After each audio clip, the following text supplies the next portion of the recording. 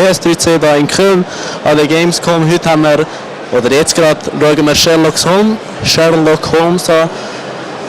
Das ist ein cooles Spiel und wir werden etwas darüber hören. So, what's your name again? My name is Olga Rushko and I work for Frogwares Studio. I'm happy to work for them for already like 3 years. I studied like the marketing manager and I'm also joining for the business development part.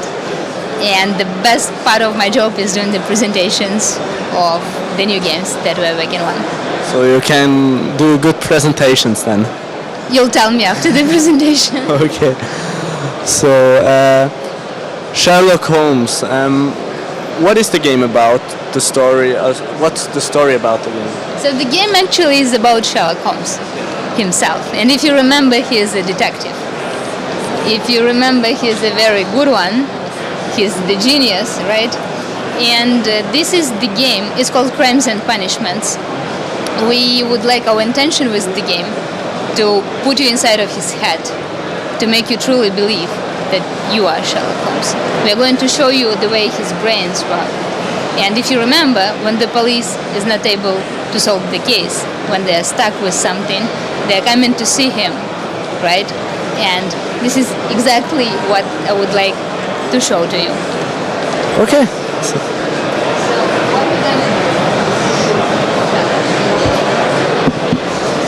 This is Sherlock. So he can hear some noises, right? Some steps, some hand clicks. And by linking this information, he already knows who exactly is coming to see him. And most importantly, he already knows why Inspector Lestrade is here. Who is the victim this time, Mr. Holmes? His name is Peter Carey, better known as Black Peter. So probably a sailor, known as Black Peter, was found dead. That is why Inspector Lestrade is here. I'll skip the dialogues. Okay. And we'll move to see what happened. While the game is loading, it is Unreal Engine. It is the first time that Frogwares is using Unreal Engine for Sherlock Holmes game. Okay. And well, actually, it is the 7th Sherlock Holmes game that. So it is an open world game. It's open world inside of the case, but we are not going to explore the entire London and its suburbs. So we're adding these different cameras. We're adding these very different cinematic effects, in order to immerse you directly into this atmosphere of the 19th century London. Inside of the game, we are going to visit very different locations, both the richest ones and the poorest and the most miserable ones. Back in 19th century, London was the biggest city in the world. It was growing and wealthy. At the same time, it was attracting the very poor people from around the Europe. And they ended up having like the millions of people living in the center of the city in the unsanitary slums. And we are going to explore pretty much of that. So that was the famous London Black Cap, and we ended up at this beautiful country yard or backyard, right? The game actually is split into several cases, several investigations. It's not one big story for you to investigate, but several small ones. The one that you are now seeing is the extract from the case of Black Peter, written by C.S. Conan Doyle. It's the canonical novelette. And any time of the moment, I can switch between the cameras and to play the game from the first or third person camera perspectives. Okay, so this is Black Peter, or Peter Carey.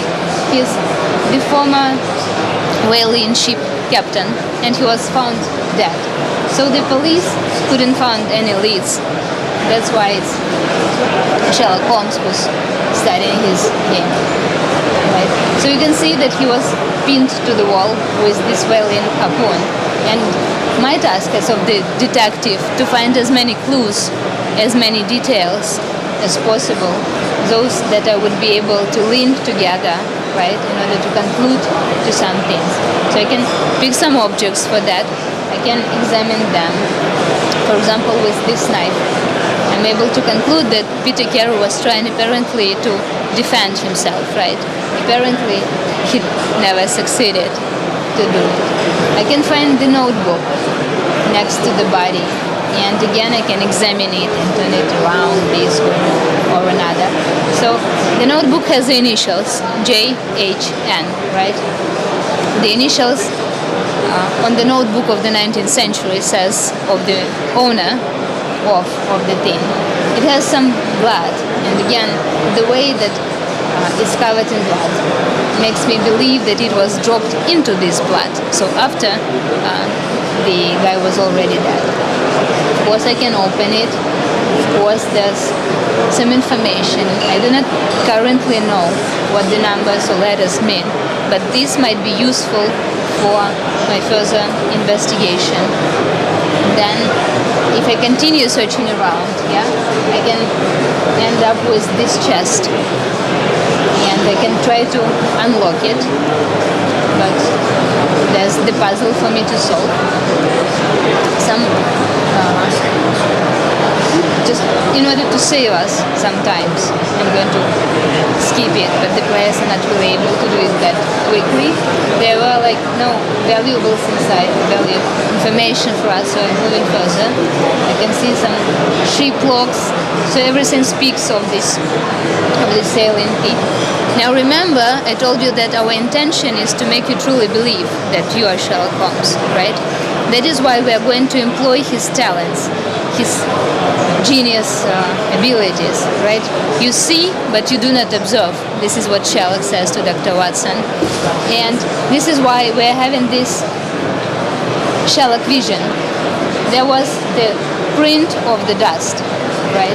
And but just analyzing these details, by paying attention to that kind of things, I can conclude that there was a box or some small chest on the shelf.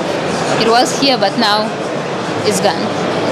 So there are like plenty of things to do, but I'd say that I have all the critical of the crucial information on this case, and I'm jumping a little bit in places and in times, and I'm already at Scotland Yard, the famous Scotland Yard, and I already have the suspect waiting for me. Before I talk to the suspect, I go to the evidence room, and I would try to see the belongings, what exactly police was able to seize from him, right? And now you can see this golden ring. Back in the 19th century, it makes me believe that the ring is pretty expensive. It's very beautiful, and it has some engraving inside.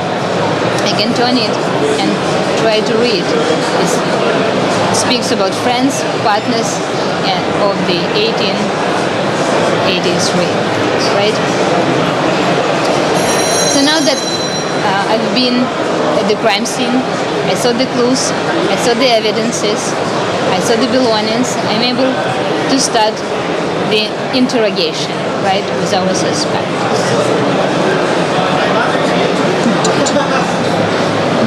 Sherlock Holmes. Your detective suspects. You believe that I'm connected with the death of Köln. And now my task as of a detective to connect the victim and the suspect, right?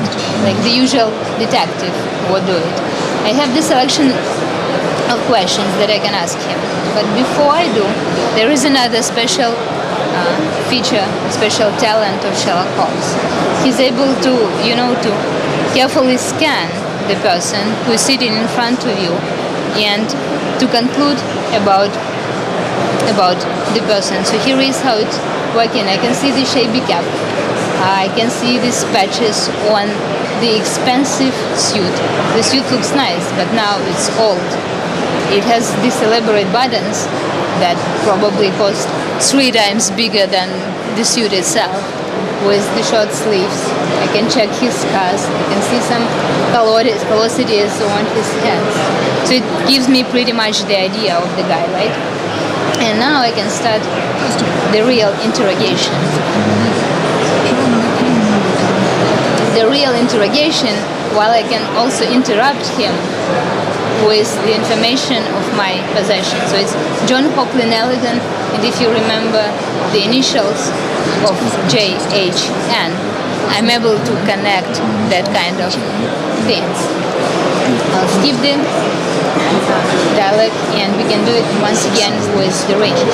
If you ask the guy where the ring is coming from, Did not steal it from anyone. It has always belonged to me. he said it always belonged to him, but judging by the inscription on the ring, it makes me believe that the guy is lying. So even if he's not really willing to reveal the information, if he's like, you know, the very experienced criminal, I am still able to trick him and to force him start talking. I'll skip the rest of the dialogues and we'll jump to the deduction board. The deduction board would be the so-called completion or conclusion of your detective work, of your investigation. Just for the presentation, I'm having all the clues that I already gathered at the same place.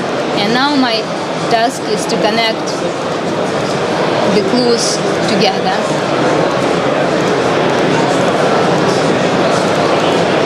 And these would lead me to possible deductions. I'm going to choose what to interpret. If we're talking about the harpoon that we saw earlier today, it was probably someone very, very strong, right? Or someone very lucky who was able to harpoon the guy. Depending on what you choose, the clues can be, they can conflict with each other, right?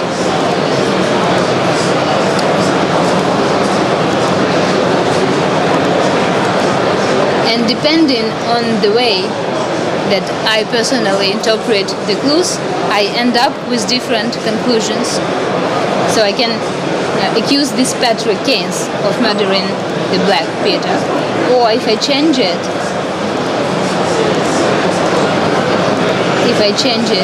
to this way, I will end up with another suspect, with another criminal to accuse of. So your main question is your main task is to answer the question, who is guilty? With the case of Black Peter, we will give you 4 possible conclusions, 4 of them. So we're giving you this ability to fail inside of the game or to succeed when finding the right culprit. But on top of that, you're also deciding what exactly you would like to do with this information, whether you want to bring the guy to justice or not, whether you want to save him or whether you want to damn him. At some point, every decision that you are making is going to have its consequences in the game. We are not going to show you directly whether you are right or whether you are wrong, whether you did something good, whether you did something bad. But everything, every decision that you make is going to influence the further game that you have, like that. So we'll end up with probably 15 hours of this beautiful game that you can, I hope you are going to enjoy. So it takes 15 hours to play the whole game? It very much depends on your detective skills, on how good you are into finding the clues, how good you are into linking them together on this and that. But yes. Okay. Some people it could take like 10 hours. Some people it would take slightly more. But yes. The game will arrive Q1 2014 for PC, Xbox 360 and PS3. And we're also considering PS4 and Xbox One.